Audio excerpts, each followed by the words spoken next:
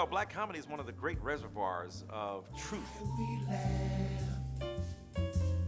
All I need is one mic, and I can get the message around to the whole world. When they say this show features living color, you better believe it. If you want to know what's going on in our communities, watch our comedy. Black comedy is what I call the tools of the spirit by which we cut a path through the wilderness of our despair.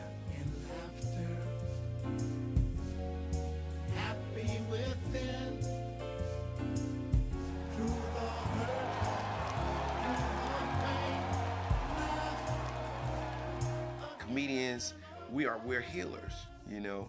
We go around this country and we make people laugh. Then the fantasy, it could only happen to white people, E.T.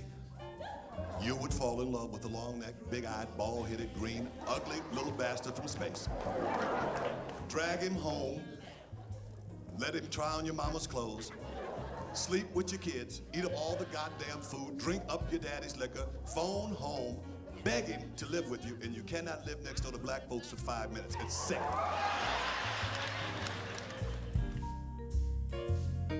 One person can change history.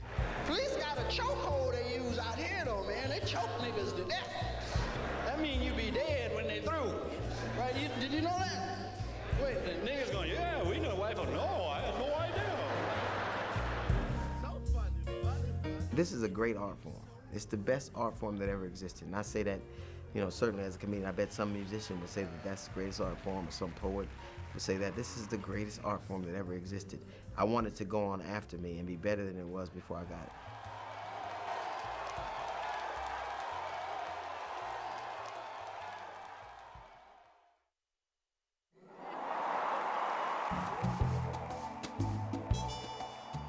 Comedy has always been more than a laughing matter. As the Black experience evolved in America, humor served as a means of expression and inspiration, and a diversion from the despair of our times. In slavery, in segregation, in the modern era, we weren't able to laugh. I think we'd go nuts. If our brothers couldn't laugh at their condition, then the strength that it took for us to survive our Holocaust could have killed us. While the Black experience in America is unique, we ponder how comedy has shaped the light and wonder of our soul, and how America's influences have shaped the way we define ourselves. America assigned us a role and demanded we play it. This role was exploited by white minstrels, acted out by early-stage performers, and finally cast off by Black comics who refused to be marginalized. These courageous men and women stood and yelled, "I exist, and I am more than you think I am." And because the struggle to rise above is age-old and universal, the story of Black comedy is both the history of Black America and the triumph of humanity. Nothing more racist than an old black man. You know why? Because an old black man went through some real racism. He didn't go through that "I can't get a cab" shit. He was the cab. White man just jumped on his back. Main Street.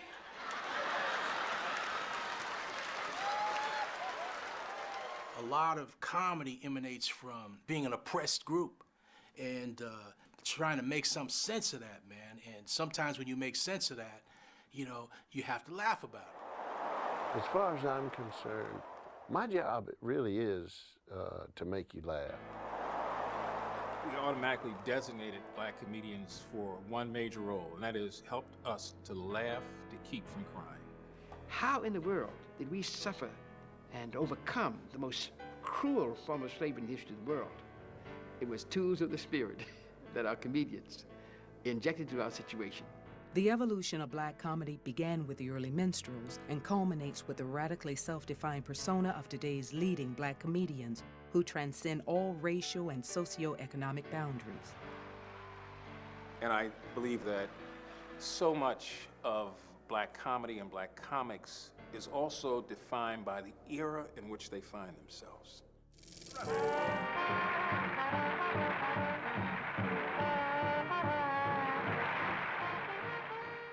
The minstrel era. You know, Black performers were essentially puppets, man. The blackface minstrel era started way back before slavery. It's something to be proud of. At a certain point, you'd be dancing Jim Crow in the minstrels, right? It led up to the vaudeville thing where everybody, because of that, because of the minstrel thing, had to have black face. If I really wanted to be in show business in 1919, what was I gonna do? If they tell me do blackface or nothing, well, in those days, I might have done blackface, because what else was I gonna do? You know, so when I look at those guys who caught hell, I don't really judge them. They were forced to do that. Now people aren't forcing anybody to do anything. I had a feeling like that once. Yeah, you takes a deep breath and then you makes a high note and you feel that's it. It all started with a man W.C. Fields called the funniest comic he'd ever seen, Egbert Austin Williams, born in the Bahamas in 1874. In 1901, he became the first black performer to star in a Hollywood motion picture, and later a Broadway play. This guy was making more money than any white comedian on Broadway. Burt Williams was brilliant. He took lemons and made lemonade. He was a victim of his time. And he was too light-skinned, that's why he went in blackface. He was an amazing clown. It's not like your circus clown, it's vaudevillian. And at the time, there were no African Americans in vaudeville who had done that style of performance. Who are we to look at those people and go, oh, they were minstrels? Nigga, if it wasn't for them, you wouldn't be in the game. They were called pioneers. In 1923, talking pictures came along and black voices could no longer be silenced. You telling me? However, Hollywood, as with most of mainstream America, painted the black image according to the old negative stereotypes. Expecting rain? No, sir, I just ain't taking no chance of being as I had it. Stepin Fetchit was a nice-looking cat. And when he put that old bald head wig on, I suppose well, we all went. That's all they gave us. And as for you, Stepin Fetchit, I'm coming home in 5 minutes, and you had better have my dinner cooked if you know what's good for you. If I do, you better not eat it if you know what's good for you.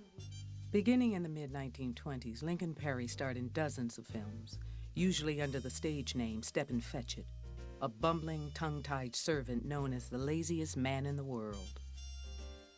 Nobody know anything was wrong with it. White folks went because they think this way niggas should be. Stepin Fetchit. It's children's. We'll have to live with that.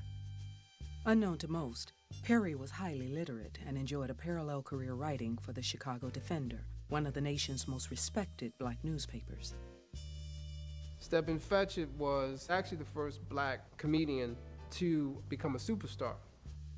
He made more money than any Hollywood star at the time because he got black folks and white folks. I believe that it had not been for Stepin Fetchit, we wouldn't have had Richard Pryor. He had 2 phones in his home. One phone that was direct to all the studios. They would go, yeah, and then the other phone, he'd say, hello. Get him that pillow down there. In my era of growing up, people said, don't act like Stepin Fetchit. There was always debate, should they act like fools? Because that's what the white folks want to project us to be. But I'm not gonna sit here and just demonize him because nobody was there back then in the 1920s and 30s when if you didn't do that, you didn't have a job. Perry was a product of his times, a fact often misunderstood by his critics. In the end, through the 54 films he appeared in between 1925 and 1976, Lincoln Perry cracked open the door in a world still largely segregated for black actors and comedians. At that point in the era, black comedy was confined, and it was captured and held within the rooftops of comedy clubs in Harlem and elsewhere. Throughout the 1930s and 40s, ground zero for black entertainers was the Apollo Theater. Almost immediately after opening its doors to black patrons in 1934, comedic giants like Mantan Moreland and Nipsey Russell forged what was later called the Harlem Renaissance. Now that I'm here, I want to sing a song dedicated to my girlfriend entitled, I'm Glad, My Dear, I Made You Cry. Your face looks cleaner now. By way of entertainment that smashed the old rigid roles, the Apollo Theater spawned a new breed of black comedian who busted out of the clubs and into mainstream America.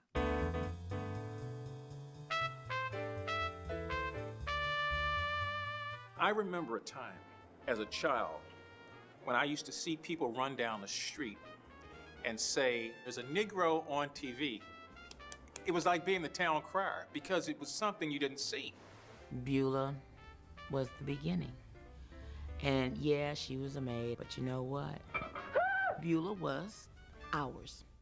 Well, Greta works for that new family that just moved into town this week, and they have a little girl. And Greta says she's real cute, but she's lonesome because she never had. Don't say no more, Oreo. Just get on that phone and make a date for Donnie. I keep telling people you ain't as simple as you act. Part of the genius of black comic figures is when it looks as if they have to meet the expectation of a white mainstream, they find wiggle room to manifest their talent and for the few, their genius.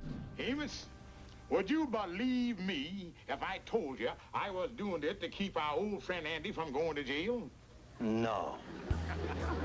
Well, when I want your opinion, I'll ask for it. Though widely popular and for some the funniest thing they'd ever seen, many considered Amos and Andy a step backwards, where the negative stereotypes Black Americans had fought hard to dispel were once more trotted out, this time to a national audience. You know, I think Amos and Andy got a terrible rap. They only ran one season and was run off by the NAACP, you know, which I feel was a little too super sensitive because every sitcom in those days, there was not one positive thing in any sitcom. Does anybody think that Lucille Ball, was a role model for wives? Scatterbrain Lucy always getting into stuff. You know, that was what a sitcom was. The initial take was these are funny people doing funny things, and it was easy for me to laugh at them. What's going on here? Keep your voice down, Andy. You're disturbing the stratosphere. I got a Mokilar reunion going on here. When I got a little bit more consciousness about the world I lived in and the world that was available to me on TV, and Amos and Andy were the only representatives of myself I saw on TV, I began to understand how hurtful and harmful these stereotypical portrayals of Black Americans could be. If the only image of white men were Laurel and Hardy, white people would be upset because they would say, well, wait a minute. All of us aren't just those two guys. You know what I mean? The NAACP, sometimes, you know, when we was doing the Wayans Brothers show, they came at us like we was Andy and Amos. But even look at Andy and Amos in a negative fashion. Who the hell are you? That's the first black sitcom. What do you think, Lightning? This sure is a thin house. That was their time. And they did if what it they wasn't could for what do they for their did, time, we yeah. wouldn't be here. Exactly. You want to pick at something, pick at D.W. Griffith's Birth of a Nation. You pick at that because that movie was racist. But white people, one of the greatest movies ever. It's in the top 100 films AFI of all time. Well, I think that the NAACP protesting the Amos and Andy show was actually a dumb move. The protest should have been a demand for more black television shows. No one ever seems to notice that Kingfish is the odd man out in the community. Almost all the other black people have jobs, they're police officers, they're businessmen, they're pharmacists, etc. And he's the one who's always trying to hustle and cheat people and avoid working. If there weren't an Amos and Andy, they couldn't be a Condoleezza Rice or Colin Powell or anchormen or actresses or Halle Berry. They really are our forefathers. They are Moses, and like Moses, they didn't get into the promised land. The rest of the country just had no sense at all about black, quote, comedy. I mean, it was the Three Stooges, it was Laurel and Hardy, it was Jack Benny. That was comedy in America. All of a sudden, here comes Dick Gregory on the scene. Here is Moms Mabley, here's Red Fox. Now the country's being exposed to a different kind of humor. Get back in that room.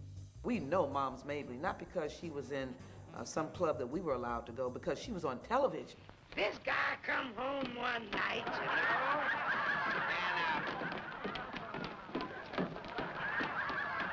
and I ain't told a joke yet.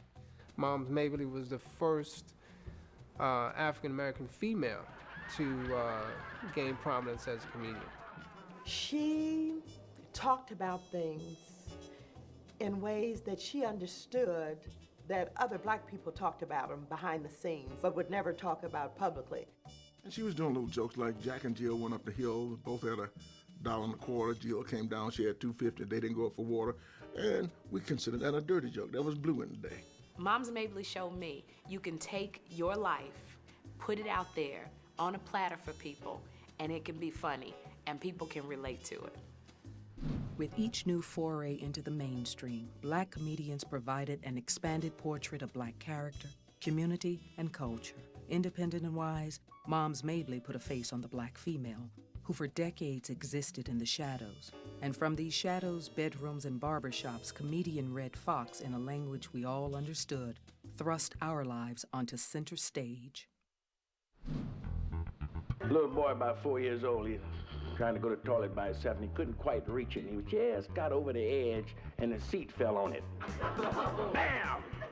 And he ran to his mother and said, "The kid didn't make it well." She said, "Shut up, damn it, you're getting more like your father every day." Redd Foxx is the first comedian that I ever saw be labeled Triple X. I thought he was a porno dude. You know what I'm saying? I'm like, how do you get Triple X and comedy mixed together? Redd Foxx is the godfather of modern day comedy, you know. You know, if they had a Negro vice president, they would never have to worry about assassination. Redd Foxx was able to take social themes and to twist those through comedy, that even while you were laughing, you were asking yourself the question, is that right? Should that be? Can that happen? Even someone like Redd Foxx, who was looked at as the quote-unquote dirty comedy of my parents' generation, you know, his stuff is very sophisticated. There's nothing watered down about Redd Foxx, but it appealed to black and white audiences and Hispanics, and just it appealed to everybody. People like Lenny Bruce and Redd Foxx came along through comedy. They were able to perhaps use the genre of comedy as a way to say things and address things that wouldn't be allowed in normal, polite conversation. White friends, look all around the room. All the whites look at each other. See there? All of y'all are just white. Now look at us. All different colors, black walnut, burnt almond, chocolate, chocolate mocha, pecan, vanilla, yellow, mellow, light, bright, and damn near white. America in the 50s and early 60s was a place that was sexually repressed. There were racial issues that were not being discussed. You know, it's sort of Cold War America. I carry a knife now because I read in a white magazine that all black people carry knives. So I rushed out and bought me one. I would like to think that today's comedian tries way in the back of his or her mind to pay tribute to people like Redd Foxx when they do their comedy. Because if it were not for Redd Foxx, maybe we'd be 10 years back in comedy. Maybe we'd be 50 years back. One thing is for sure, I think we're richer as a result of the way he made us laugh. I wish I could have met him. I really wish I could have met him to say, just thank you for the doors that you kicked open for people like me. Redd Foxx detoxified what people of all races thought and said in private, helping to redefine and integrate the Black American psyche by traversing the very ground on which we all lived. But that ground was starting to shake. We are requesting all citizens to move into Washington. We are pushing for jobs, housing, desegregated schools. Barely 40 years since the wordless days of Burt Williams, the country was torn by race riots, assassinations, a full-scale civil rights movement, anti-war demonstrations, and KKK resurgence. As if answering the nationwide call for change, a bold new voice emerged from the chaos. Wouldn't be bad if they had honest cigarette commercials, show that old cowboy riding through the cemetery and stop, pull out his cigarettes and say, "This is Marlboro country." Dick Gregory's, first of all, a legend, an icon, and a genius. I meet so many young folks think, if I got to go to war and die at 18, I want the right to vote at 18. Don't be no damn fool. If you got to die at 18, you better fight to get the right to vote at 17. He was in touch with the politics of that time, and that's what his show was about, politics. So what is laughable, Dick turned it into extra laughable because he turned it back on the perpetrator. He's very, very, very brilliant. He was able to take his humor and make it international. I remember when he first started, when mainland China first got the atomic bomb. He said, they may not have no planes, no boats, but they got enough people over there to hand carry that thing over here. He could make jokes about police brutality, segregation, a number of things that would underscore what was wrong, but also could satirize it. He's like Marvin Gaye of stand-up comedy. Brother, what's going on? What's going on? What's going on? But then you end up laughing. When I was a little boy, I had never had no idea I would be in show business. I knew nothing about show business. I knew nobody in show business. I didn't know at that time that a Negro comedian didn't work white nightclubs. You could only sing or dance, but you couldn't stand flat-footed and talk to white folks. When Dick Gregory came on the scene, he brought a different sensibility. He brought a withering analysis and an analytical acuity about the issue of race, and did so in a fashion that permitted white people to laugh at but think about the uncomfortable truths of race in America. Everyone knows darn good and well why they're not sending white troops to the Congos. War bride. I jump on the stage and get into my little rap, and then the next thing I get into a little more, then I saw that's where you from, and da-da-da. Alabama, well, I spent 20 years in Alabama one day. So that was at 8 o'clock, and Hefner got there around 12, and I came down at 1 o'clock. And nobody could believe I wasn't aware of what had happened. When I make Time magazine, Monday morning, it's Jack Paul on the phone. Dick Gregory? Yes, this is Mr. Paul. How come you don't want to work my show? I said, I just don't want to work. Why? I said, because the Negroes never sit on the couch. And it was a long time. He said, well, come on in. You can sit on the couch. They said they got so many phone calls that night that the circuits blew out at NBC New York. And it was interesting. It was white folks who had seen a black person for the first time in a human conversation. Yeah, well, what kind of car you got? A Lincoln, naturally. Oh, well, that's I was making $250 a week at the Playboy Club. Once you sit on the couch, my salary jumped to $5,000 a night. Dick Gregory's impact on the civil rights movement was kind of like all of black comedy's impact on black America. I am happy to join with you today in what will go down in history as the greatest demonstration for freedom in the history of our nation.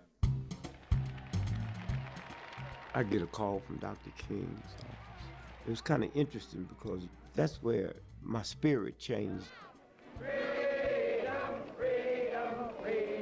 It was Dick Gregory that went with us around to the bars and the pool halls, along with Martin Luther King, to help people to realize the only way this movement could be defeated is if people lost their cool and got angry. He came out in the middle of the civil rights era at a time when Dr. King was under attack, black institutions were under attack, and where this whole notion of challenging the government was something that you just weren't supposed to do. As we know, many entertainers don't go near politics, but he chose that path, and as a consequence of that, I think he helped to fuel the civil rights movement. There were times when Dick was out there by himself, with no ministers, with no activists, with nobody. And even though it was a particularly intense situation, man, we still found ways to laugh about it. Nothing in the history of this planet will ever equal the movement that we had out here. Dick's impact was significant. I mean, only he could write a book in the 1960s and cause not only black people, but white people to read about it the same way many of us read Invisible Man or Man-Child in the Promised Land. There was something in there, only this time, white America was starting to look and to listen and to dissect and to learn. I said to my wife, you know, I'm gonna take this nigger snake out the closet and defang it. So I decided over the weekend that I'd name it Nigger. And my opening page was, my mother was dead. Dear Mom, wherever you are, if ever you hear the word nigger again, remember they're just advertising my book. 1970, Black Power. The Vietnam War drags on. Watergate looms. Black America is rapidly growing in power and influence. Enter Flip Wilson, who became the first African American to own, produce, and star in his own network series. You gonna let me cut the cards right? My father said it don't matter how dumb the dealer look, cut the cards. Flip Wilson, here's a man that really brought America to black comedy. Flip Wilson show represented this moment in the early 70s when you were starting to see a proliferation of black figures on television at a time when there were only the 3 networks. He was the first one in that 70s era that owned his show outright. Which is why you didn't see no Flip Wilson reruns until the brother was dead. You know, honey, actually, we shouldn't start on your face until it finished healing. Flip Wilson hated the Geraldine character, and everyone loved Geraldine because Geraldine upstaged him. When you saw Geraldine, you didn't care whether Flip Wilson came back or not. Say, Geraldine, is it true that blondes have more fun? Not in my neighborhood.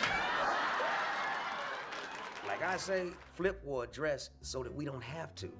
The most amazing thing about Flip Wilson is not just the shows. The guy kind of retired, kept all his money, had a house in Malibu, like down from Geffen and Katzenberg. While Flip Wilson gave Black Americans their own show, the nation still suffered from enormous cultural divisions. It took a penetrating and hilarious storyteller to pull back the curtains on the black family experience, and for all of America and much of the world to embrace as their own. And my children think that my mother's the most wonderful person on the face of this earth. And I keep telling my children, that's not the same woman I grew up with. You're looking at an old person who's trying to get into heaven now. Comedian, actor, TV producer, recording artist, and activist. America's Dad, as Bill Cosby came to be known, redrew the art of comedic storytelling in a career spanning more than 5 decades.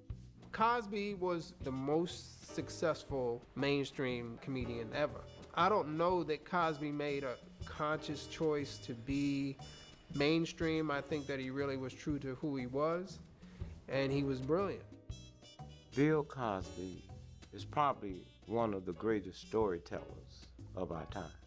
I'm a father, and fathers are the geniuses of the house. We're the geniuses of the house because only a person as intelligent as we could fake such stupidity. A lot of the things that he told about were real life things that went on in his house, which went on in all black homes. Although they were stories about black kids in Philadelphia, they were universal stories that everybody could laugh at, everybody could listen to. And he took this ability to universalize our experiences and became an enormous success. That's the kind of thing I think that Cosby recognized. That you could tell people, you could tell jokes about my wife this or my kids that. Everybody has versions of those experiences. His level of invention in that arena has not really been exceeded. The 70s is this watershed period in terms of black popular culture, and you can see it across the board. You had the blaxploitation era in film, you had this really fertile period in terms of soul music, and you also had, you know, popular television programs like Sanford and Son, The Jefferson, Good Times. All these shows were highly rated, drew broad audiences, and I think shaped a lot of people's opinion about black life in America, you know, good, bad, or otherwise. Groundbreaking in most every aspect, Good Times was the first American television series to show a black family struggling with real-life challenges and sticking together in the process. And they were dealing with real social issues. They were dealing with welfare. They were dealing with crime. They were dealing with, you know, sex. They dealt with some real serious themes in a very funny way. And I don't think we do that now. When you look at the sitcoms that are out now, they may have one episode. It was like you was watching these characters kind of experience life and all the stuff that we was experiencing on a day-to-day, but you had these fictitious characters kind of presenting it to you. And George Jefferson, how they dealt with racism and, and how he was racist. It was funny to see a black man be a bigot. He was Black Archie. He was Black Archie. Good Times was fiction approximating truth. A bolder truth was served up with the Jeffersons, both in the person of George Jefferson and with Tom and Helen Willis, Primetime's first interracial couple. Norman Lear was into trying to deal with racism and discrimination through the sitcoms. And this was supposed to show that there were African Americans who lived well. They had the same kind of situations in life that white people have. They were the first family to actually move up, on the east side. I used to drive through New York and look and go, oh my God, that's the building. I'm so stupid, I actually thought they lived there. These shows were very popular. Looking back on them, there's some issues. They're problematic in some ways, but I think their presence was important because we're talking about a time, if you were to go back 10 years earlier, when there were virtually no black people on television, and now 3 of the most popular sitcoms were black-oriented. I mean, I think it was really significant, particularly when you link it to what else was going on in the 1970s. The 70s sitcoms rewrote the conventional definition of what it meant to be black in America, foreshadowing the man who would shine a light on the underbelly of black culture and the often mindless absurdities of black and white relations. White people, this is fun part for me when the white people come back after intermission and find out niggas done stole their seats. My memory is very clear of being chased home from school one day, and I was hiding out in my house, literally hiding out in my house. And the only thing on TV was the Dinah Shore show. And so I'm sitting there because the cartoons hadn't started yet, and Richard Pryor is the guest on the show. He comes out and he's doing a bit about the bully at school. And the whole bit was about how they beat you up before you even get outside, and he had the dude, going and doing all, and I found myself laughing because that's exactly what I had just experienced. That's why I was hiding in my house, because the guy had just done that to me, and that made me think, wow, okay, now I know what I'm supposed to be doing. Anyone here remember them switches? Right, you used to have to go get off the tree yourself and take them leaves like that. I see them trees today, I will kill one of them motherfuckers. I will stop the car and say, wait, hold it, yeah, listen, yeah, you ain't never gonna grow up. Richard Pryor talked about white people. Nobody had ever gone on stage and made fun of white folks before, and lived. I love when white dudes get mad and cuss, right? Because y'all some funny motherfuckers when you cuss. Right, they be saying shit like, yeah, come on, peckerhead. That man single-handedly taught white America what black America is about, and taught black America what white America is about. Listening to Richard Pryor's compilation of albums, you can understand visually what it was like to shoot craps in the back of the liquor store. White people could safely take a journey through the hood listening to Richard Pryor's album. We could safely take a journey through Redneckville listening to Richard Pryor's album. I mean, if there was never a Richard Pryor, there would be no Chris Tucker, there would be no Martin Lawrence, there would be no Mike Epps, there would be no New Jack like Cat Williams. Man, there would be none of us. That's how far-reaching he was. What made Richard so great was that all the other comedians that I've talked about worked within the confines of their time. So whatever they were limited to do, they excelled in that. Richard Pryor broke that mold. Richard Pryor redefined what you were able to do. I don't want to never see no more police in my life. At my house, taking my ass to jail for killing my car. And he made people sit there and listen to what he had to say, and they laughed, but when you deal with Pryor, you laugh as much as you think. I mean, he could have very easily been a professor. A lot of the health revolution came out of Richard Pryor's heart attack. Richard Pryor's routine out of his heart attack will get to you better than any doctor's threats. Think about dying now, ain't you? Yeah, I'm thinking about dying, I'm thinking about dying. You didn't think about it when you was eating all that pork.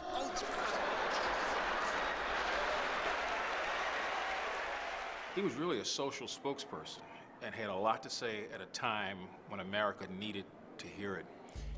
We all look at comedy, every young black comedian, you think Richard Pryor. I mean, he made jokes based on his experience. That's why Richard Pryor is the freest black man America's ever had. He's not just a genius, he exercises parrhesia. He exercises the most plain, frank, honest, unintimidated speech we had in the 60s, even more than Martin and Malcolm. He gave to the world a gift, you know, that like none other, that opened the playing field. And the only thing that I hate now is that a lot of comedians, the only thing they took from Richard was the cursing. They didn't take his social commentary. And that's the only thing that hurts me, because a lot of people go like, I'm gonna be like Richard Pryor, fuck you, motherfucker, suck my dick, bitch, what the motherfucker, nigga, what?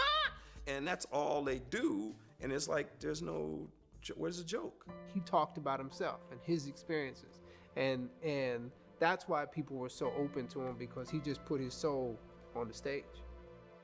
When he talked about living in the house of ill repute, not only did he make it funny, but you felt for this little boy who had lived in a certain way. He was very secret about that. But at the time he got in front of underprivileged kids, he would take his shirt up and he would show back of his back, and he have several scars of cigarette burn on it. And he would tell the kids that you guys, you have it much better offer than I am. So you have a chance, try to get yourself together and try to make it in this country. I miss him terribly, but he was probably the comedian of the century. Richard Pryor dragged us all so far beyond the cultural divide we could never really go back. Along with Gregory, Fox, and Cosby, Pryor helped set the stage for a global explosion of black comedy and black culture. The only question was who would step to the mic and set the whole thing off. Eddie Murphy! Fuck you! Fuck you, Eddie! Richard Pryor was Julius Erving. Eddie Murphy was Michael Jordan. And somebody throw you a cracker, you're gonna be like this. God damn, that's the best cracker I've ate in my life. That ain't no regular cracker, was it? What was that, a saltine? God damn, that was delicious.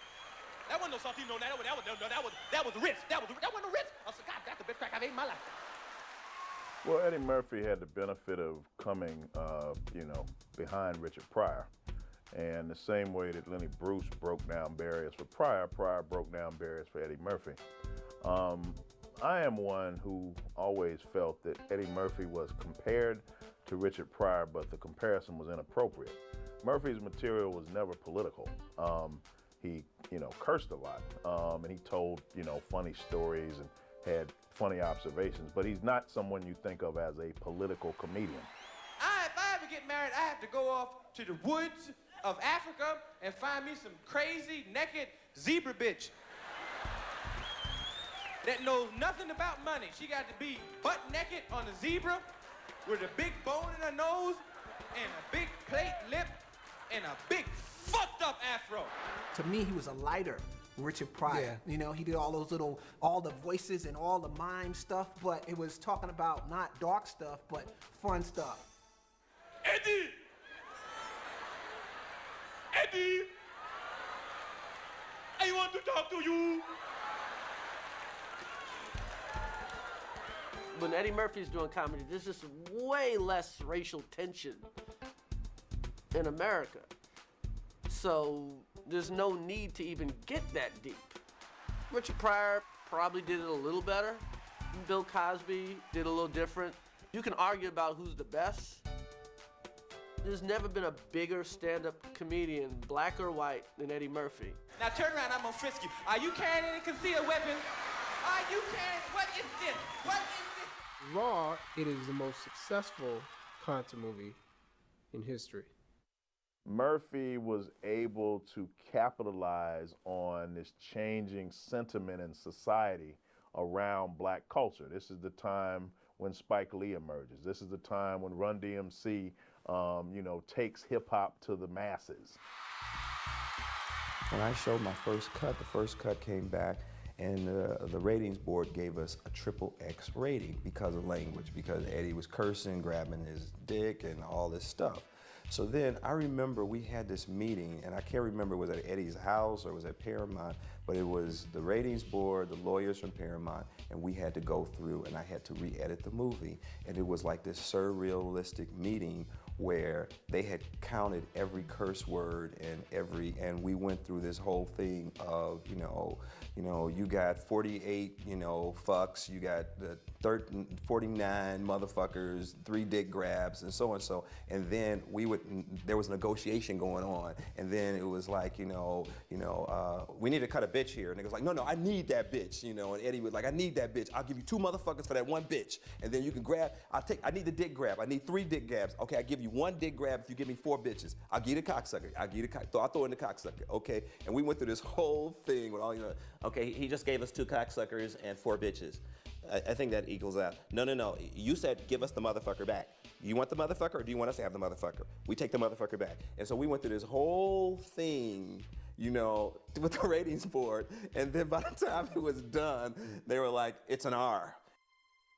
Richard was always bold in his comedy stand-up and in his albums, but they never let him be the bold brother in the movies. Eddie came along, first bold black comedian in film. As it went in society, so it went on the big screen, where black men could be funny, shrewd, daring, and able, yet still not openly display their power and take charge. Eddie Murphy changed that dynamic forever with 1 scene from 1 movie. I remember watching 48 Hours, and the scene where he goes into that bar, but he puts the cowboy hat on and he says there's a new sheriff in town. The audience went crazy, and I sat there going, he's a superstar. There is a new sheriff in town.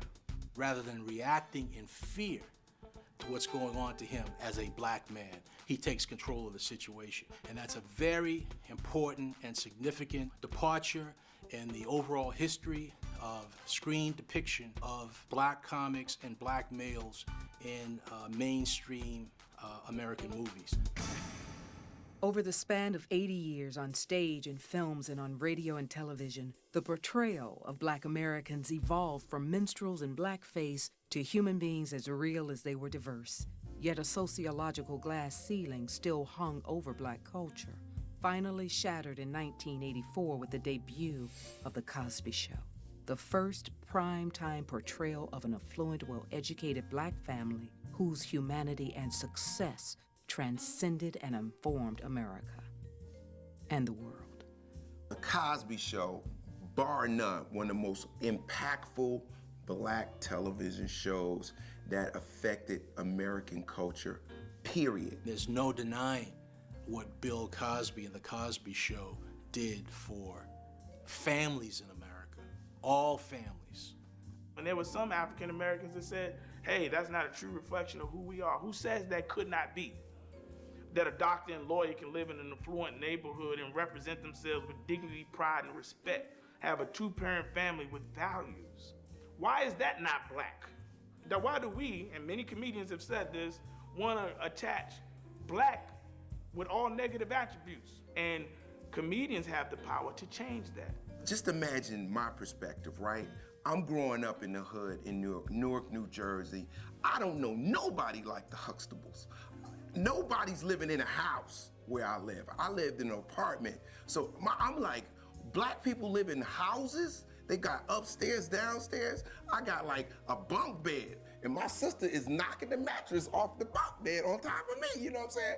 So for me, I looked at the Huxtables, that was a dream, dude. I was like, oh my God, they got like 3 bathrooms. Like, I was tripping. I was like, their father got like multiple sweaters. You know, I think Bill Cosby has always been in a league by himself. His superstardom came from the fact that he had the most universal message. He was able to capitalize on all this work that he'd been doing for 20 years, and it was, for several years, the most popular show on television. Some people say it's one of the greatest sitcoms ever. And so I think in that mainstream way, Bill Cosby has always been eminently significant. The color just erased. It became just a family. Next thing you know, Bill Cosby is America's favorite dad, a black guy. So it didn't matter. It didn't matter the color. It was like the essence is what it's all about. To change people's attitudes, you need a unique message, a charismatic presentation, and heroic self-disclosure.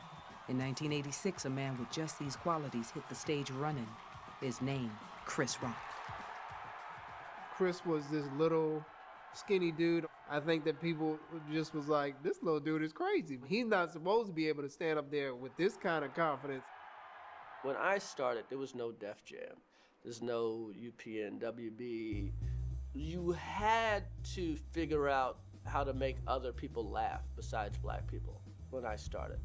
So a guy like Murphy, a guy like Pryor, or me, or Dave, or whatever, you know, it's like baseball. We had to swing 2 bats on the on-deck circle. Today's performer, younger black performers, because television's so segregated now, they don't really have to do that. So you get a lot of guys that kind of only appeal to black audiences. Sure, they shouldn't even call it insurance. They should just call it in case shit. Like, I give a company some money in case shit happens. Now, if shit don't happen, shouldn't I get my money back?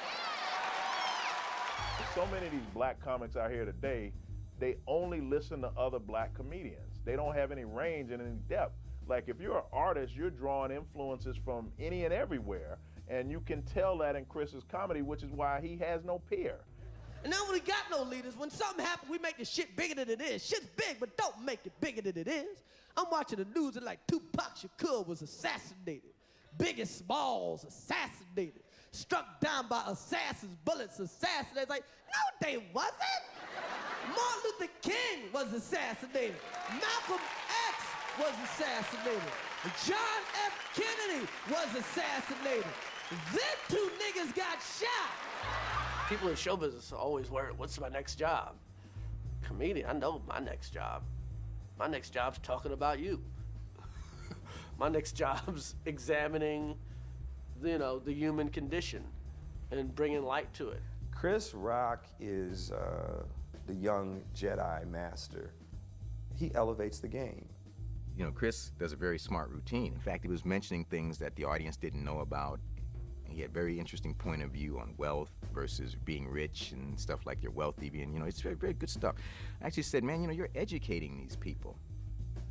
You know what I mean? I actually said that, and we talked, and I said, what do you read? You know, he says, well, I read 3 newspapers a day.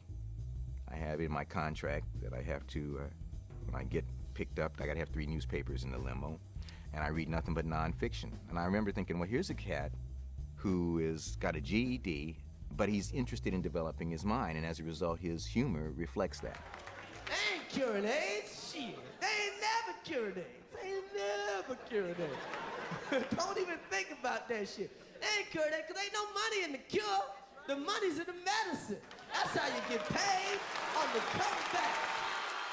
Chris Rock has said things that I have used in speeches. There's so much truth in what he says that you get the comedy and at the same time you get the serious message. Well, if I celebrate anybody, it would be a guy like a Chris Rock, whose comedic genius resides in the ability, both in his films but also in his stand-up, to tell the truth about the underside of American practices as well as African American practices. And if the future of black comedy has any powerful function, it is in what a guy like a Chris Rock is able to do.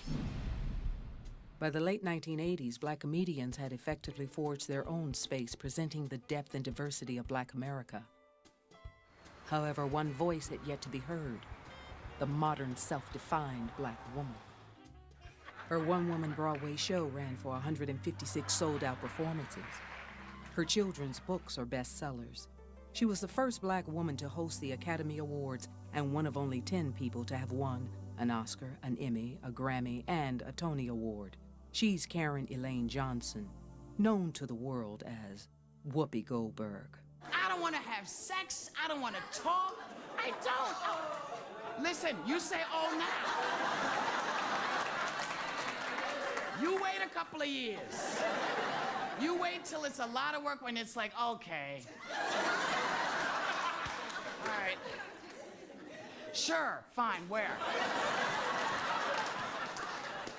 Why do I have to take my shirt off? Yeah, no, it's fine.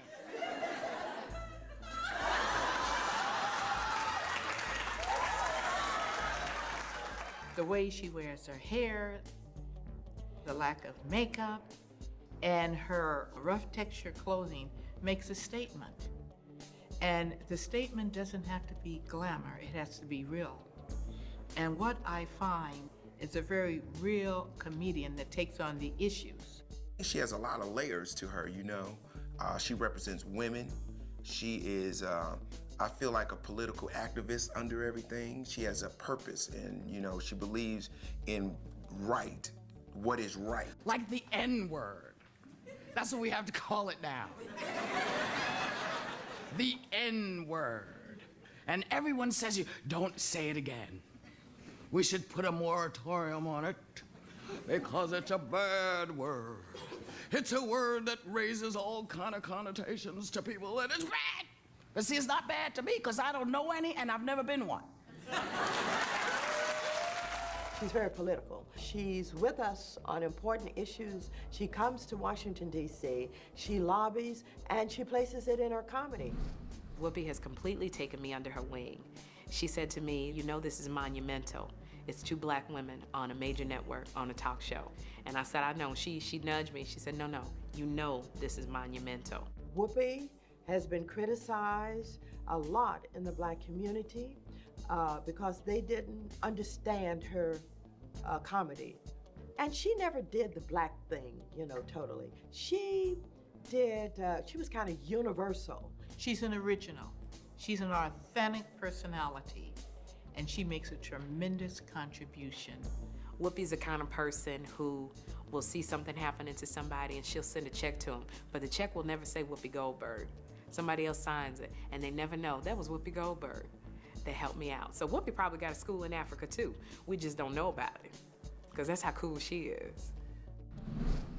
Whoopi Goldberg broke rules and expectations and elbowed out even more space for an ever-expanding black identity. Fact is, as the 1990s came into focus, black entertainers had largely won the battle for respect and opportunity. But racism still lingered like a toxic cloud, a fact illustrated by the lack of quality roles on the big screen. The market would bear a few shooting black stars, but the real work went to the old standby caricatures of pimps, grifters, and the old shuck and jive.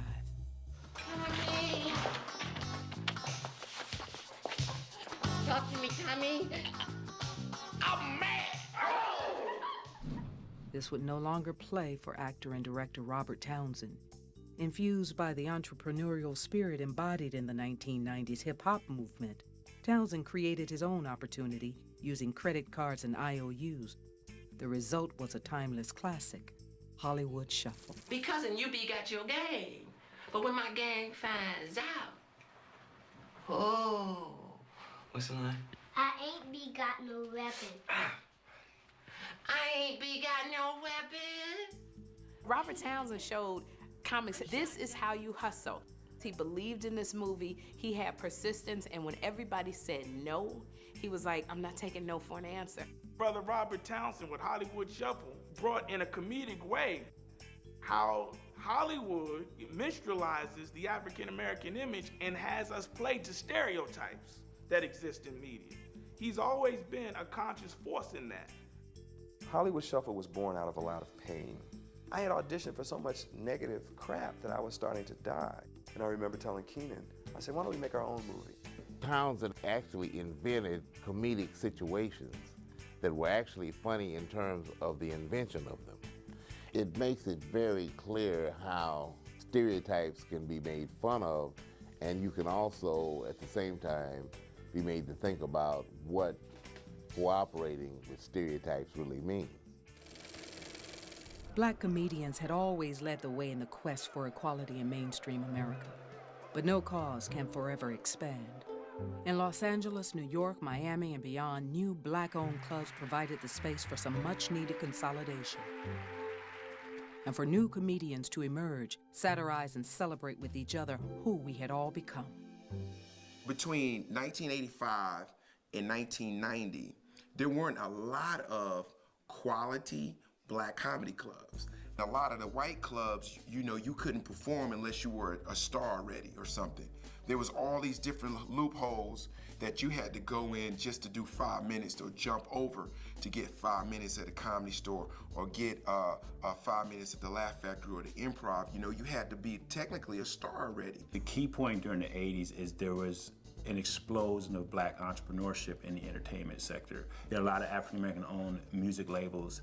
You had an explosion of black comedy clubs. What you saw really grew out of the West Coast. You had the Comedy Act Theater, which was in Los Angeles, but you also had the Bay Area Black Comedy Competition, which was going on in Oakland at the time. And the Bay Area Black Comedy Competition was really a breeding ground for a lot of the new comedians. Like my club was the Peppermint Lounge. It was Thursday night. You know, we only had one night of comedy a week. I hosted it. Steve Harvey had Vuku Rays. You know, it was just like everyone had a club like that. So all the comics now that are funny, that are like sort of like getting a name, they had places all across the country to play, which was amazing. It was a great environment though, because you seen people that were hungry. I love to see the comedians come from LA and you seen that their style, like they were more theatrical. So then you would see people from Atlanta trying to be theatrical. They had no idea about what theatrical was at the time, but they would try to be more theatrical because it's something they seen the LA comics do. So it was a good situation. We all felt hungry and we all felt like a family. It was from this tight-knit family in one of the new black-owned clubs, the Comedy Act Theater in Los Angeles, that a superstar came forward, a homegrown comedian who would influence the art form for years to come. In case you wonder who I am, I'm Robin Harris on the microphone. If he was a blast from the past, you know, in this era of big-budget Eddie Murphy movies, here was this guy, you know, coming out of this small black comedy theater in LA, you know, who got to be famous by word of mouth. Man, he was funny. Well, you know she ugly. Need 2 tickets when she go to the zoo. One to get in, the other one to get out. Robin, to me, was the everyman. He was just a regular guy, you know, who wasn't as pretty as Eddie, wasn't as suave as Arsenio. He was a little short, a little overweight, but he was the funniest man living. Well, I met a girl a couple of weeks ago, man. You know she gonna tell me, she gonna tell me, if you wanna get acquainted with me and my son, you'll have to take us to Disneyland. Ain't that a bitch? I went to pick her up the next day, here she got 4 more kids. I said, who kids to them? She said, them baby kids. I said, where in the fuck is baby? She said, baby went downtown. I said, why did she take her kids with her? He struck fear in the heart of anybody who had to go pee. Hey, Ofri, that Ofri over there?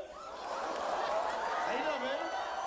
That's a big woman there, goddamn. I remember this heavy-set sister was on her way to the bathroom and she had a silver dress on.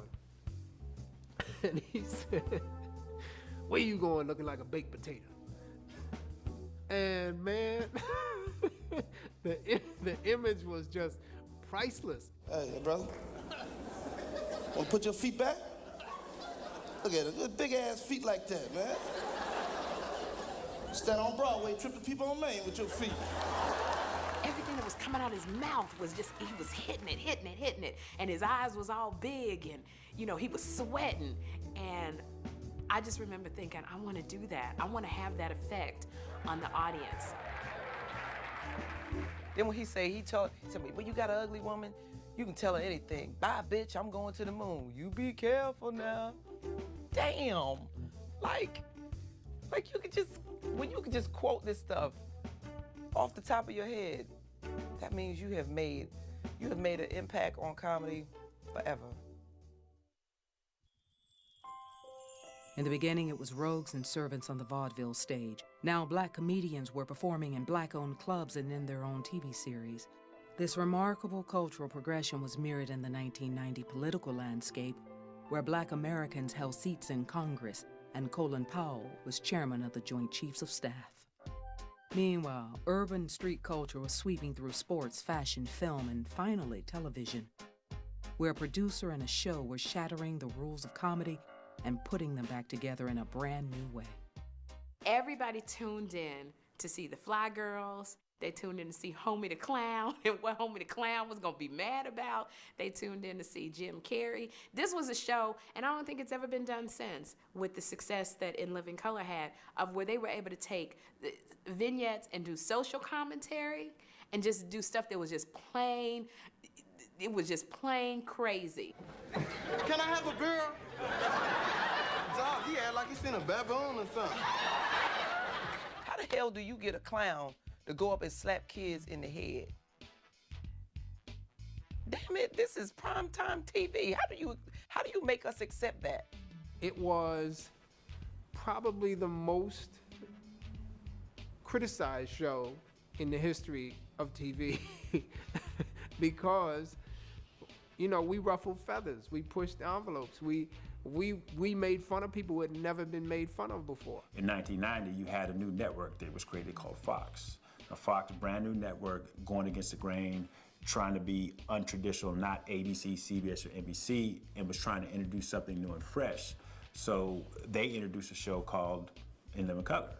How it got started is Fox said, we want you to develop a show for our network. They said, well, you can do anything you want to do. And I was like, word? You know, Tommy Davidson and David Alan Grier and Jamie Foxx was there. This is a run by brothers we haven't seen since the Marx Brothers. Keenen changed the game with In Living Color, and by that I mean he showed that a multicultural show will work, that it's mainstream, that it is to be edgy. The timing was impeccable for pop culture.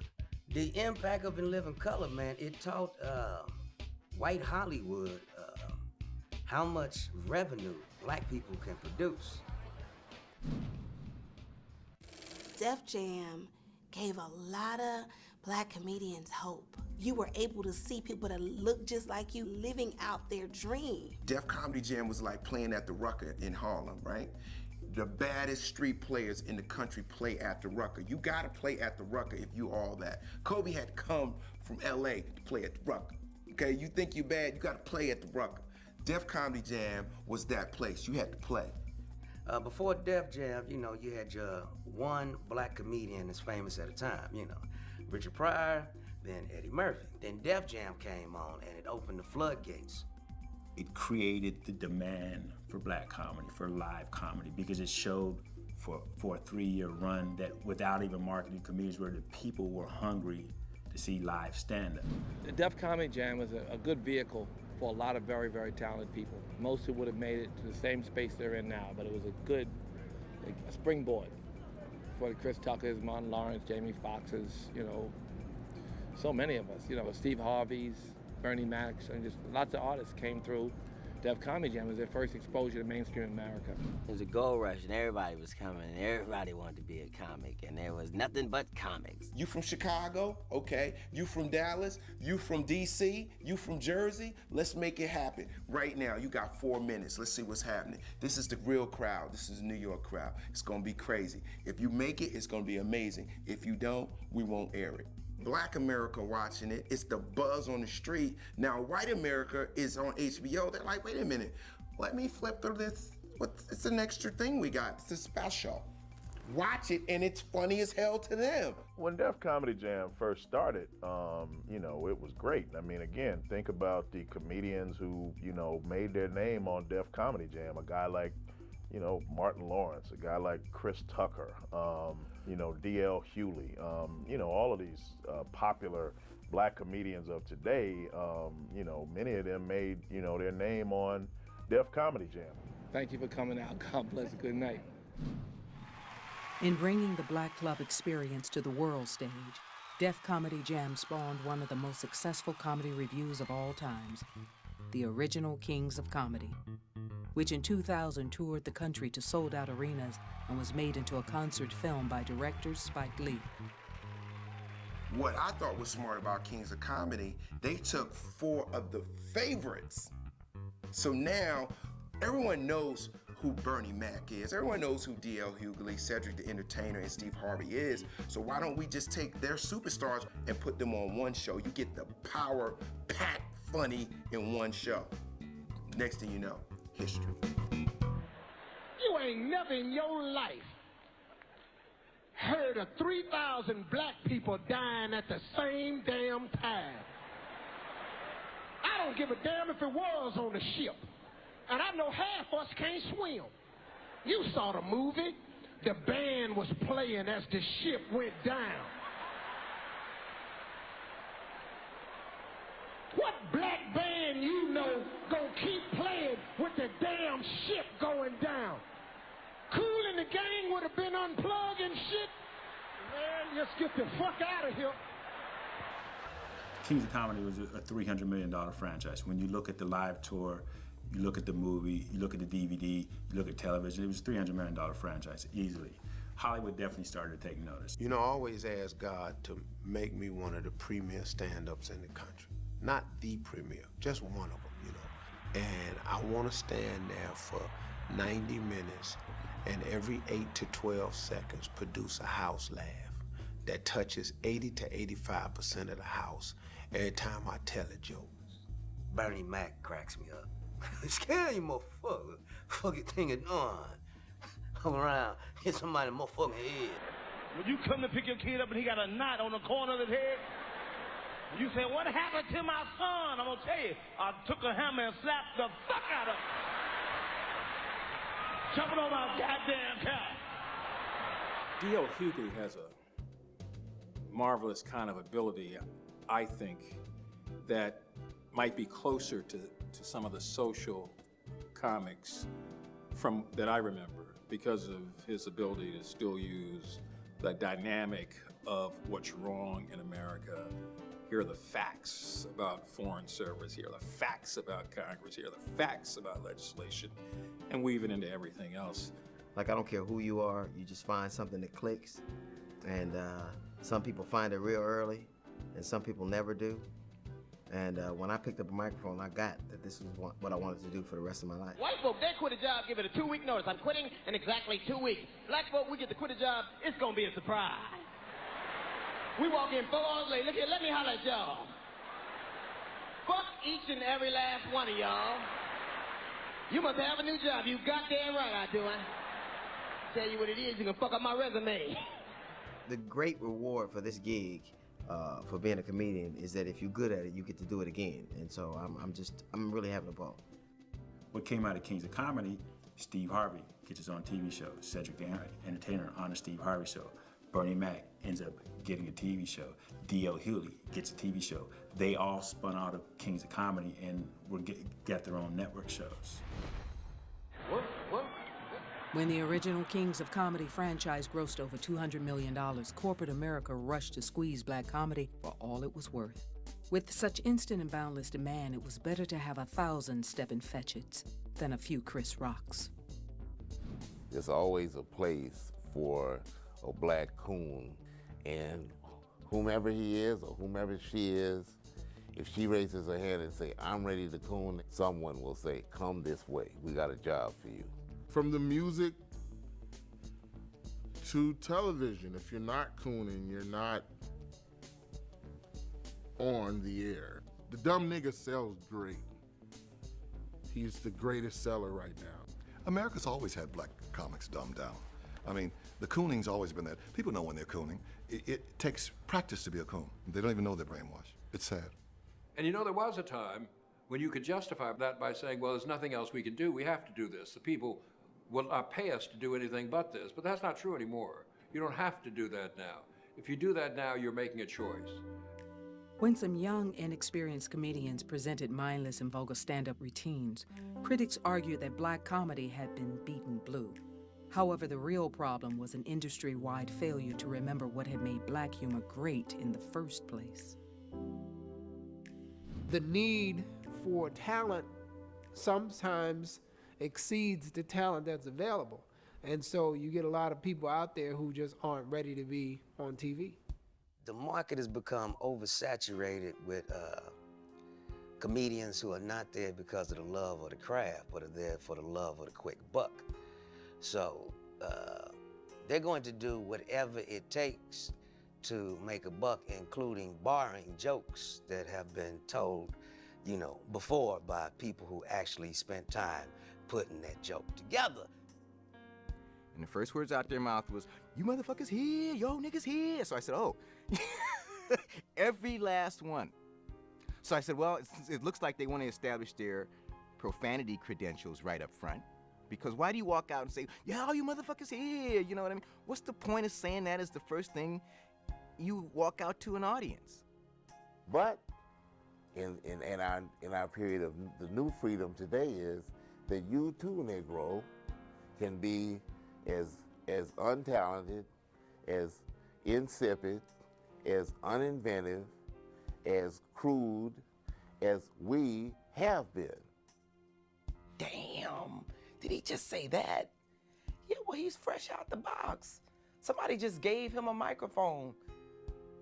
Black comedy has to go through a bit of a healing process now, just because a lot of people were coming to comedy for the gold rush. Our people are so rich with thought, so rich with character. You don't need to have an 80-year-old woman smoking a joint to get a laugh. I mean, our people have so much intelligence, but you gotta keep it within the legacy, keep it going, keep it growing. This all begged the question, what did the modern black comedian owe the past? The question went largely unanswered as the old stereotypes continued to get dragged into the spotlight. Fans raised on Pryor, Goldberg, and Rock were shocked and disappointed, yet these very regrets snapped open their eyes to a mountain of festering social issues, each one loaded with emotional dynamite. And once again, the man who lit the fuse was a comedian, but this time, no one was laughing. Bill Cosby and his new attitude about blacks and their responsibility, just great. I was with Bill that night. We were at Constitution Hall. He made his comments about, as he saw it, things that were wrong in our community and taking ownership and taking responsibility. Somewhere we're falling apart. 75% dropout rate from high school. Young teenage girls talking about their genitalia like, I know what I'm doing.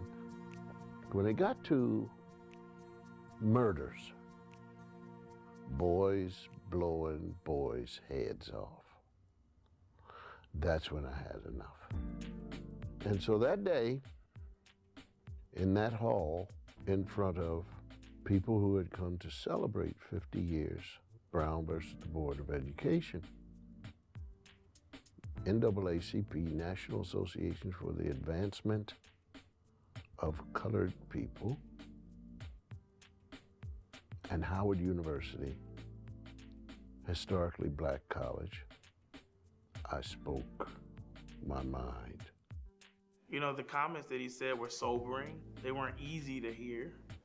And I think that a lot of us unnecessarily took offense to what he said instead of trying to find out the reason why he was saying it. I think the starkness of his presentation may have shocked some people, but what he said, I think, was on the money in terms of the larger black community not waiting for somebody to save us and to save our generation and to teach us our history and to teach us our culture and to teach us how to respect one another. That's something we got to do. I know what he's saying, but it came on a little strong to people that, wait a minute, I already heard that, but I don't need you to push it down my throat at this time. When somebody puts between $50 to $60 million in the course of his lifetime into funding the educations and lives of black youth, he has a right to be critical of places where we ain't doing too well. Bill Cosby's always been pretty militant. People think Jell-O is like, nah, Bill Cosby's gangster, man. Cosby put up money for Malcolm X to be completed. Bill Cosby's no joke, man. I'm 70 years old, and so many people keep saying to me, you know, you could be someplace smoking a cigar and enjoying the sea or something, and I can't, man. I don't want to be buried with this mess going on. I don't know what dead people do down there knowing that this mess is still going on. Bill Cosby challenged people to matter, and in the almost limitless frontier of modern black comedy, some felt that now, more than ever, the dignity of the art form was all that mattered. Far too many people have been duped into believing that an authentically black comedian is a crude, foul-mouthed comedian. But I think that's just garbage. There's a ridiculous rule out there that, you know, the comedians say nothing gets in the way of the joke, but it does. It's a lot that's got to get in the way of the joke, you know. That's some responsibility. Anytime you got a microphone, you got some responsibility, like it or not. Everyone who takes the stage and explores why we laugh eventually confronts their own values. Case in point, Dave Chappelle, a comedic prodigy who confirmed that how we are valuable is more important than how valuable we are. Dave Chappelle, a brilliant comedian who, at the top of his career, turned away an enormous amount of money because his principles, his values, and his character wouldn't allow him to do what it is that these networks wanted him to do. And his comedy, you know, had a lot of people talking about complex issues of race in America, very much the way Richard Pryor did during his heyday. We don't like your kind around here. You better get out of here before something bad happens. That's right. That's right. Tell that nigger. Big dirty nigger. Come on, Clayton. We gotta go. Oh, damn. There's a nigger around here. That dirty monkey was beating my hood. White power. I felt that his show was the next In Living Color. I thought that his voice was definitely the next voice. He comes from a very educated family. You know, his mother's a school teacher. He's been taught very well. He's very shrewd, very smart, and very funny. Dave Chappelle still has the #1 show on Comedy Central, even though he doesn't have a show on Comedy Central. I thought Chappelle's decision to walk away from the $50 million was less about the money and more about his soul. He just proved that a white man's face on a green piece of paper does not make you wealthy. Your health and your sanity makes you wealthy. You will never see a Brinks truck following a hearse. You won't. The Egyptians tried. We'll give them an A for effort, but they tried. The whole struggle in American capitalism is to bring together the profit motive and morality and ethics. That's the ongoing battle. Ergo, yes, you can have people work for you. No, you cannot own them. I thought it was courageous. But most importantly, again, though, man, you got to be true to yourself. It's being true to yourself means take the money, go on and take it. Being true to yourself means don't take it, don't take it. Dave Chappelle left $50 million and went to Africa. What? That's how they look at him. He's stupid. He's crazy. He might be brilliant. There's something that happens to some comedians, and they get to a point where they begin to examine what they're doing, and they want to go, and their mind, the mind wants to go in another direction, and they just have to take time out. When you do comedy and you do it as an expression of freedom, and yet you can't create, and now you can't be free, what's the sense of doing comedy? Courage. William Butler Yeats says what? It takes more courage to be true to yourself than it does for a soldier to fight on the battlefield.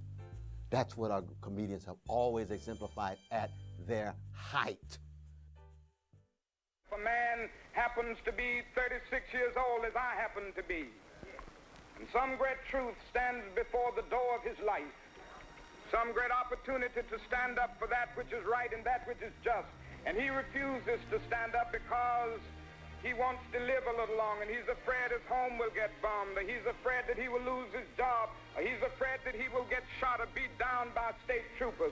He may go on and live until he's 80, but he's just as dead as 36 as he would be at 80, and the cessation of breathing in his life is merely the belated announcement of an earlier death of the spirit. He died. In less than a century, Black America has covered more social and psychological ground than any other people in American history. From slavery to President of the United States, just as Black comedy was fashioned by its times, America itself was shaped by Black comedy. In our jokes and observations lay the magic of change, the power to overcome our challenges and move upward. The future looms and we wonder, where to now? Where does Black comedy go from here? Truth crushed down to the earth will rise again. You could say the same thing about comedy. Great comedy crushed down to the earth will rise again. We need to consciously work in every way to elevate the mindset of our people. I just think without laughter, how could we make it? Comedy, like movies, like music, it should push the envelope. It should be challenging. It should make people laugh and come back for more. Can you read? Black comedians need to put education higher up on the agenda for us. Some of us just raising our kids with fear. You ain't gonna, don't be talking about all that. Shut up with your ignorant self and let your child talk about whatever he want to talk about. As long as he ain't talking about doing nothing wrong, if he think he want to be a doctor and your stupid behind can't see nobody in your ignorant family being a doctor, so what? Maybe the baby got a chance if you don't kill it in him. And I think that it's okay to poke fun at one another, but not to do it as malice, to do it with a message of inspiration. Let's elevate, not degrade. And if we could use that platform even higher to push the envelope, then we can increase the discussion about changing how people see race in America and get a real benefit to who we are. I mean, it's an amazing effect that comedy can have on people, and it is something you can't buy and you can't. So when you got it, and it's good and it's real, and it's not offensive to the point that it's turning you off, but rather turning you on, and all you can do is laugh, I suggest all you do laugh. Just laugh and laugh and laugh.